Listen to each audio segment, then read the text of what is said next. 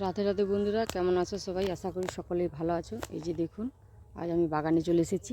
এই যে ওল ডাঁটা দিয়ে আজকে চিংড়ি মাছের তরকারি করব, তার জন্য আমি ওল গাছেরটা কেটে নিচ্ছি। তো দেখুন, ওল ডাঁটাটা আমি কেটে নিয়েছি।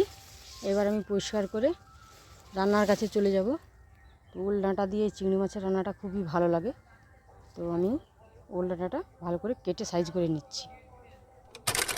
সাইজ করে কেটে নিয়ে চলে এসেছি।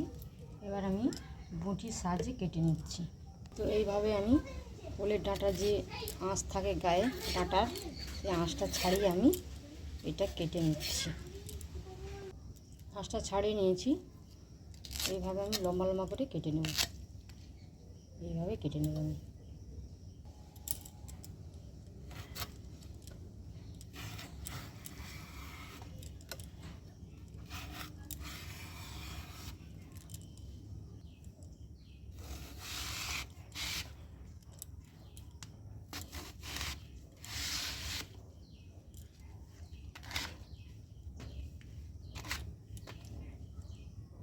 তো এখানে আমার ওল ডাঁটাটা কাটা হয়ে গেছে। এবার আমি এটা ধুয়ে নিচ্ছি, পরিষ্কার করে ধুয়ে তারপরে এটা সেদ্ধ করতে বসিয়ে দেবো। আর এখানে নিয়েছি আমি পেঁয়াজ কুচি আর রসুন কুচি নিয়েছি। একটা বড় সাইজের পেঁয়াজ নিয়েছি, রসুন নিয়েছি। ওল ডাঁটাটা আমি ধুয়ে নিয়ে চলে এসেছি। এখানে নিয়েছি চিংড়ি মাছ। চিংড়ি মাছটা নুন হলুদ মাখিয়ে রেখেছি। আর এখানে আমি কালো জিরা নিয়েছি, শুকনো লঙ্কা একটা, কাঁচা লঙ্কা, আর নিয়েছি সরষাটা আমি বেটে নেব। তো এখানে উনানটা ধরিয়ে দিয়েছিলাম, উনানটা ধরে গেছিলো, তাই আমি দেখাতে পারলাম না। তো কড়ার মধ্যে আমি ওল ডাঁটা দিয়ে দিয়েছি, পরিমাণ মতো জল দিয়ে দিলাম। তো পরিমাণ মতো নুন দিয়ে দিচ্ছি এখানে আমি। নুন দিয়ে দিয়েছি। এবার ঢাকনা দিয়ে এটা একটু সেদ্ধ করে নেব। তো এই পাশে ডাঁটাটা সেদ্ধ হতে থাক, আমি একটা মশলা বানিয়ে নিচ্ছি।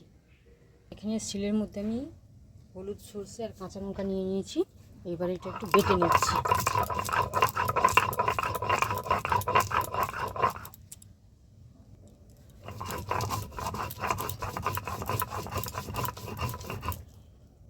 তো সরষেটা আমার বাটা হয়ে গেছে। আমি এবার সরষেটা শিল থেকে তুলে নিচ্ছি।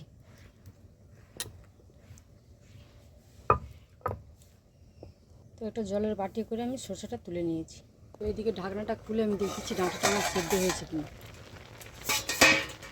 তো ডাঁটাটা আমার সেদ্ধ হয়ে গেছে। আমি বেশি সেদ্ধ করব না, একদম ঘেটে যাবে যেন, সেরকমভাবে সেদ্ধ করব না। হালকা করে সেদ্ধ করে আমি এবারে নামিয়ে নিচ্ছি একটা ঝুড়ির সাহায্যে। তো এখানে কড়াটা ধুয়ে বসিয়ে দিয়েছি। এর মধ্যে একটু সরষের তেল দিয়ে দিচ্ছি। ফোড়নে দিচ্ছি শুকনো লঙ্কা, কালো জিরে। তো কালো জিরে আর লঙ্কাটা আমার ভালো করে ভাজা হয়ে গেছে। এবার আমি দিয়ে দিচ্ছি পেঁয়াজ কুচানা, দিয়ে দিচ্ছি রসুন কুচা,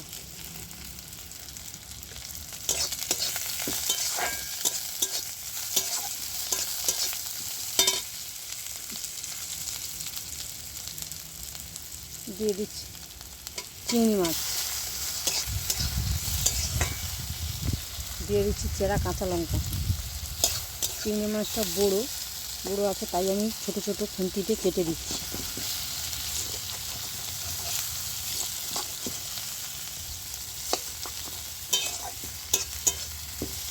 দিয়ে দিচ্ছি হলুদ।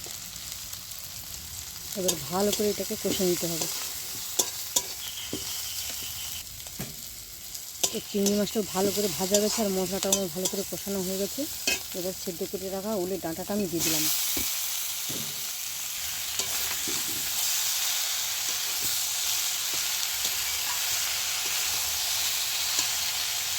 দিয়ে দিচ্ছে একটু চিনি।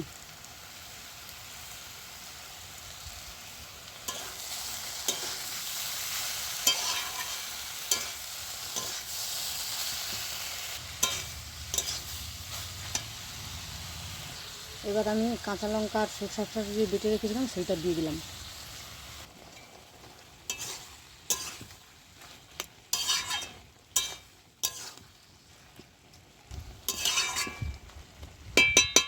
ভালো করে নেড়ে চেড়ে আমি এবার একটু ঢাকনা দিয়ে দিচ্ছি। ঢাকনা দিয়ে কিছুক্ষণ রান্না হতে দেবো।